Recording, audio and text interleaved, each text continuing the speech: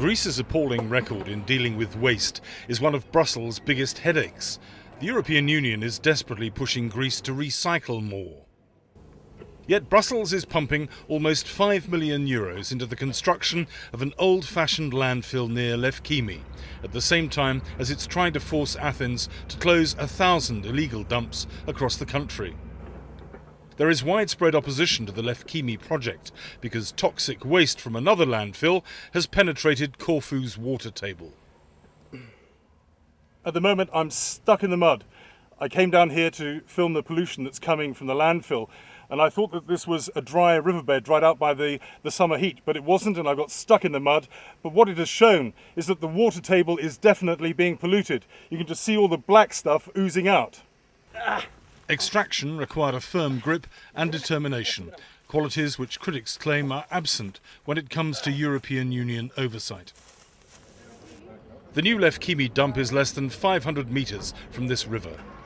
Geologists' warnings that Corfu's water table is vulnerable to pollution from landfills have alarmed taverna owner Spiros Pantis. I'm afraid the pollution is going to be toxic, he says.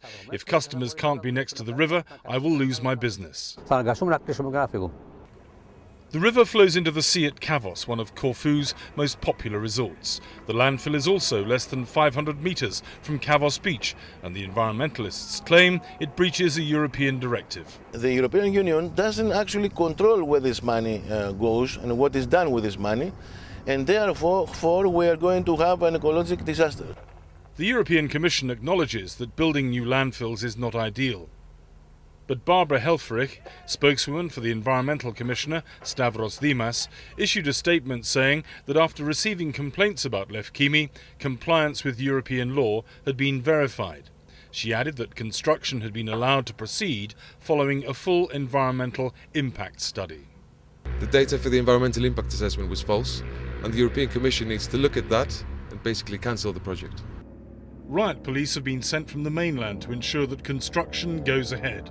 After a series of violent protests earlier this year, an uneasy peace exists, but militant opponents are threatening to re-enter the fray.